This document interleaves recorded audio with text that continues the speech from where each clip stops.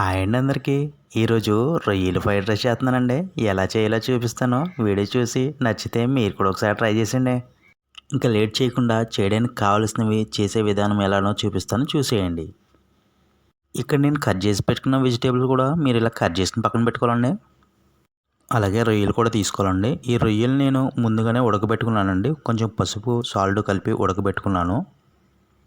కావాల్సిన మసాలాలండి, కొంచెం మిరియాల పొడి, ధనియాల పొడి, గరం మసాలా, కారం, అల్లం వెల్లుల్లి పేస్ట్, కొంచెం సాల్ట్ అండి తీసుకుని పక్కన పెట్టుకోవాలి. అలాగే red chilli sauce, soya sauce, vinegar, అలాగే రైస్ ఉడకబెట్టుకుని పక్కన పెట్టుకోవాలండి. ఇవన్నీ తీసుకున్న వెంటనే స్టవ్ వెలిగించేసుకోవాలండి. ఇప్పుడు స్టవ్ వెలిగించి ఒక కడాయి పెట్టుకోవాలండి. నా దగ్గర ఫ్రైడ్ రైస్ చేసుకోవడానికి కడాయి కొనుక్కున్నానండి. మీకు కూడా ఇటువంటి కడాయి ఉంటే పెట్టుకోండి. ఇప్పుడు ఈ కడాయి హీట్ అయిన తర్వాత ఇందులో ఆయిల్ వేసుకోవాలండి. ఆయిల్ అనేది కొంచెం ఎక్కువ వేసుకోవాలండి. ఎందుకంటే మనం హై ఫ్లేమ్లో ఈ ఫ్రై చేసుకుంటాం కాబట్టి ఆయిల్ అనేది కొంచెం ఎక్కువే ఉండాలండి. ఇప్పుడు ఈ ఆయిల్ బాగా హీట్ అయిన తర్వాత మనం ముందుగా ఉడకబెట్టుకున్న రొయ్యలు ఇందులో వేసి వేయించుకోవాలండి. స్టవ్ ఇప్పుడు హై ఫ్లేమ్లో పెట్టుకోవాలి. ఈ రొయ్యలు వేసిన తర్వాత అటు ఇటు తిప్పుకుంటూ వేయించుకోవాలండి. ఈ రొయ్యల్ని మరీ డ్రై రోస్ట్ చేయకండి. ఎందుకంటే ఈ రొయ్యలు ఆల్రెడీ మనం ఉడకబెట్టుకున్నాం కాబట్టి ఈ రొయ్యలు బాగా డ్రై రోస్ట్ చేసామనుకోండి ఈ ఫ్రైడ్ రైస్లో చాలా గట్టిగా ఉంటాయని తినలేము అసలు.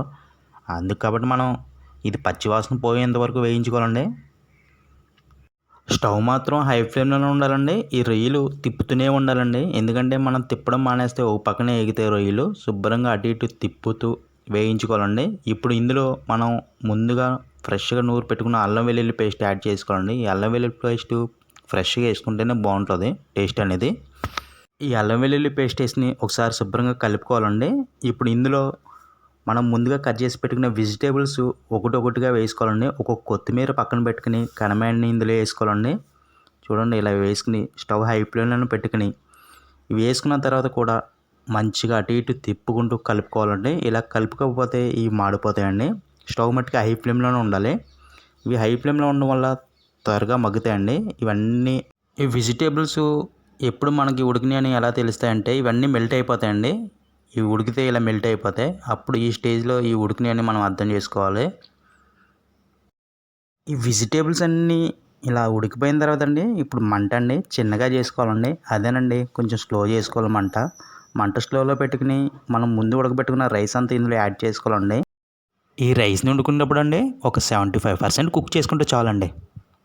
ఎందుకంటేనండి ఈ రైస్ అనేది ముక్కలు అవ్వకుండా ఉంటుందండి. అలాగే మిగతా ఈ 25% ఈ ఫ్రైడ్ రైస్లో ఉడికిపోతుందండి. ఇప్పుడు ఇందులో అండి సాల్ట్ యాడ్ చేసుకోవాలండి. మనకు సరిపడా సాల్ట్ యాడ్ చేసుకుని కొంచెం మిరియాల పొడి యాడ్ చేసుకోవాలండి.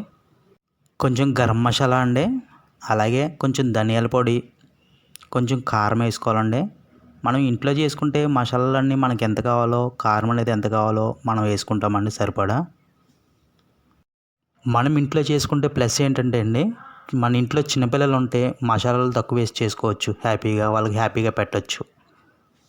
అలాగే ఇవన్నీ వేసేసిన తర్వాత కొంచెం కొత్తిమీర వేసి అటు ఇటు కలుపుకుంటూ 2-3 సార్లు కలుపుకున్న తర్వాత ఇప్పుడు ఇందులో రెడ్ చిల్లీ సాస్ వేసుకోవాలండి. ఈ రెడ్ చిల్లీ సాస్ కొంచెం వేసుకోవాలి. మనం మసాలాలో ఈ సాసులు వేసేటప్పుడు స్టవ్ మీడియం ఫ్లేమ్లోనే ఉండాలండి. లేదంటే ఈ ఫ్రైడ్ రైస్ అనేది మాడిపోతుంది. ఇప్పుడు ఇందులో కొంచెం సోయా సాస్ వేసుకోవాలండి.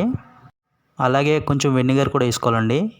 ఇందులో టేస్టింగ్ సాల్ట్ అనేది వాడట్లేదండి. ఎందుకంటే మా ఇంట్లో చిన్నపిల్లలు ఉన్నారు. మీ ఇంట్లో కూడా చిన్నపిల్లలు ఉంటే టేస్టింగ్ సాల్ట్ అనేది వాడకండి. ఎవరికైనా స్పెషల్గా చేయాలనుకున్నప్పుడు మాత్రమే వాడండి. ఈ సాసులన్నీ వేసేసుకున్న తర్వాత ఇప్పుడు స్టవ్ హై ఫ్లేమ్లో పెట్టి ఓ 3-4 నిమిషాలు అటు ఇటు తిప్పుకుంటూ ఫ్రై చేసుకోవాలండి. కొంచెం కొత్తిమీర చల్లుకుని స్టవ్ బంద్ చేసుకోవాలి. అంతేనండి, ఈ రొయ్యల ఫ్రైడ్ రైస్ అనేది రెడీ అయిపోయింది. మీకు నచ్చితే లైక్ చేయండి, షేర్ చేయండి, సబ్స్క్రైబ్ చేసుకోకపోతే సబ్స్క్రైబ్ చేసుకోండి.